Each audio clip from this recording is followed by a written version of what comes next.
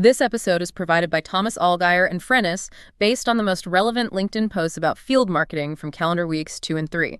Frennis is a B2B market research company helping enterprise field marketing teams with precise target list research and database-driven segmentation, as well as event attendee acquisition. And today, we are looking at what feels like a massive pivot in the world of field marketing. It really does. It feels like we're at a tipping point.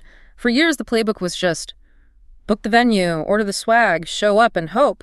But going through these sources, the whole vibe has shifted. We're moving from just showing up to really showing off results. That's the headline, isn't it? If I had to boil everything down, it's this decisive move from execution, the logistics, to effectiveness, actual revenue impact. Right. The conversation isn't about throwing a better party anymore. It's all about precision and purpose. Precision is the perfect word. We've got a lot to cover. We're going to unpack this whole pre-event revolution and why the ROI really happens before you even pack your suitcase. And the experience itself, why espresso is beating alcohol. Yes. And we'll get into the unsexy but dangerous stuff, the data hygiene, and some new legal threats that everyone needs to be aware of. And we'll wrap up with the macro landscape, because there were some huge mergers that really changed the game. Okay, let's dive right in. Theme 1 has to be this 80-20 rule of event ROI.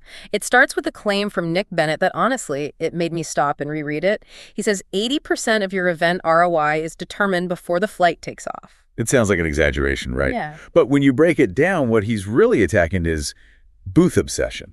The carpet color, the backdrop. Exactly, all that wasted energy. Yeah. Bennett says you need to shift that focus entirely to what he calls meeting orchestration. So practically speaking, how do you do that? Because everyone says they do pre-event outreach, but it's usually just spamming people with come visit booth 402. And that does not work. He lays out a very specific timeline. He says you need to get the previous year's attendee list. Previous year, okay. You need that data 4 to 6 weeks out.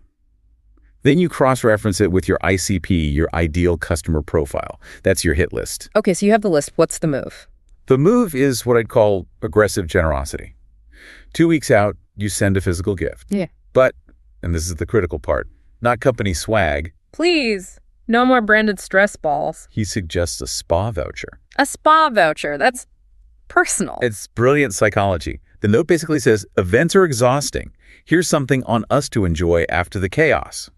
It acknowledges the human side of it all. It builds reciprocity before you've even met. That is a power move. It totally changes the dynamic. And it pairs perfectly with the math that Mitchell Keller laid out. Oh, Keller's math is brutal.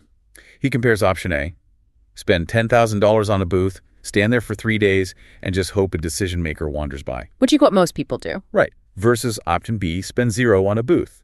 You use that budget on travel and entertainment, and you set up 15 pre-booked meetings with the exact people you want to talk to. When you put it like that, option A just sounds irresponsible. It leads to what Keller calls the hidden unlock. You might not even need the booth.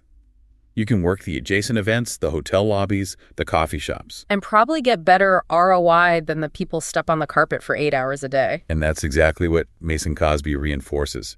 He says events shouldn't be cold introductions. Right. If a prospect is learning about you for the first time at your booth, you've already failed the pre-work. The event should be a confirmation moment. So the booth isn't the start line, it's more like a milestone. But this needs a lot of runway. Rebecca Carmody had a bit of a reality check on this. She did. She basically said if you start planning 8 weeks out, you aren't strategizing. You're just doing damage control. Agnieszka Skora goes even further.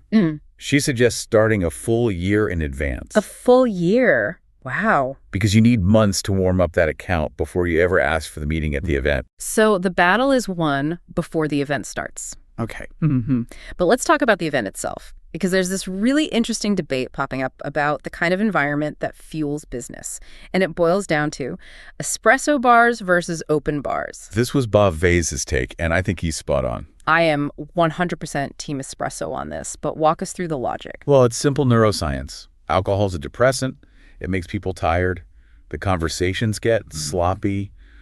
Coffee drives focus, energy. Vase argues the ROI of an espresso bar is just higher because the people in that line are alert. They're ready to talk business. It's so true. The line for good coffee is where the real networking happens. But it goes deeper than the beverage. It's about the intention of the space. Nita Atik shared a really powerful story about this. She was critiquing that superficial networking we all know. The scan and run, yeah, where everyone's just glancing at your badge. Exactly. So she shared this story about joining a sewing class. Your sewing class. Yeah, a sewing class. Just 6 women, no agenda, no pitch. And because everyone's guard was down, she ended up making a genuine connection with a VP from Deloitte.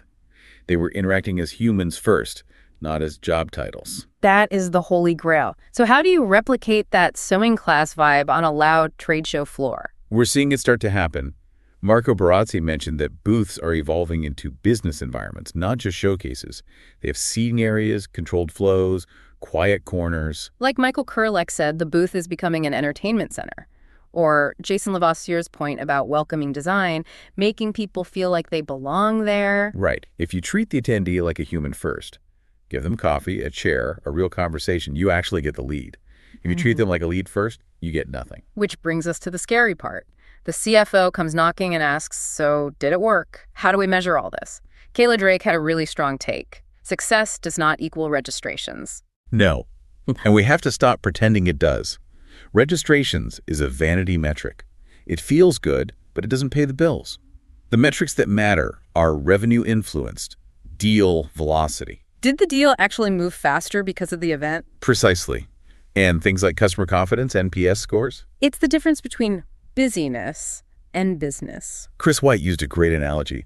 Sell the whole, not the drill. Don't market the event's features. Market the outcome for the attendee, and then measure that outcome. Johann Lindhoff had the funniest way of putting this. He said, stop measuring falafel wrap enjoyment. Listen, the falafel is important. It's important for morale, but it's not ROI. It's not ROI. Lindhoff asked, did they schedule an account plan? Did they sign up for a certification? If the answer is no, who cares how good the falafel was? This pressure for real impact is leading some people to a radical conclusion. Lance Newton says the biggest growth lever is choosing what not to do. The strategy of subtraction.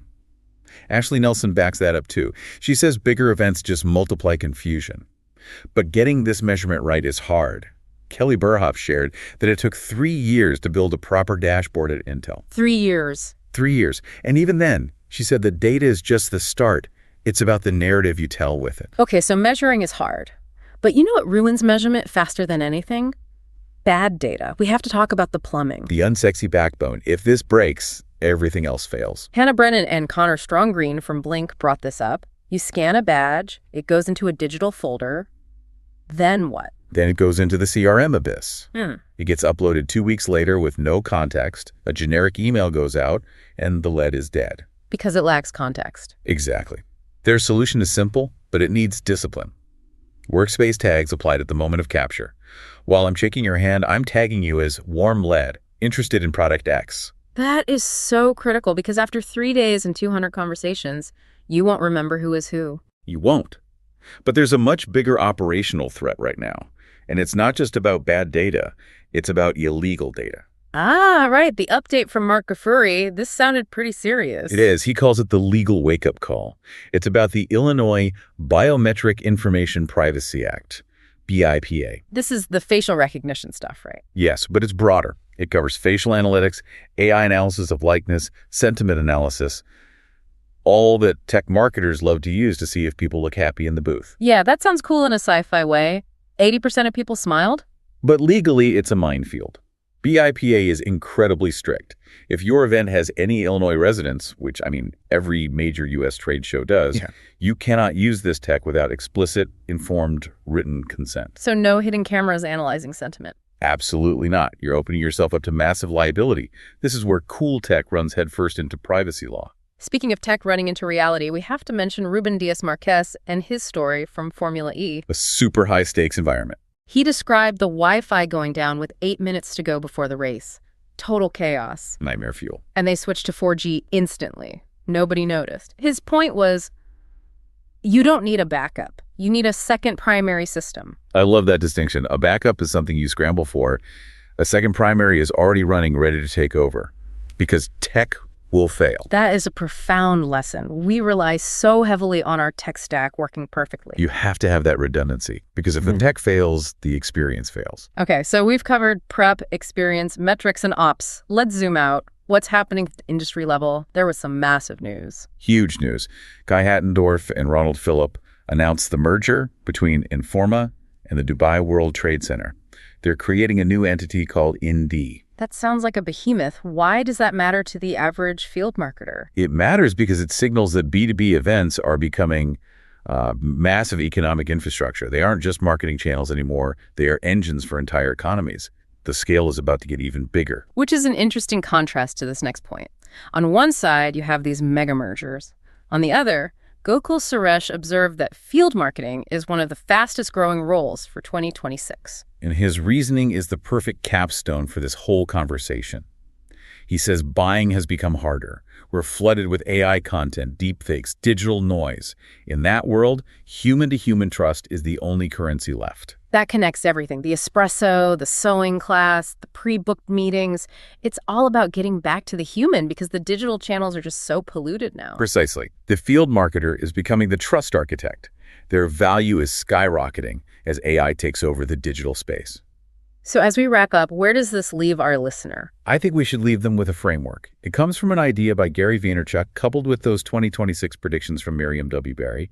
Gary V talks about the retail barbell effect. Walk us through the barbell concept. It's the idea that the middle is dying. On one end of the barbell, you have high-tech, AI-driven efficiency. Think Amazon. Fast, cheap, instant. On the other end, you have hyper-analog, intimate, high-touch human connection. So you're either super fast or you're superhuman. Exactly. The danger zone is the middle.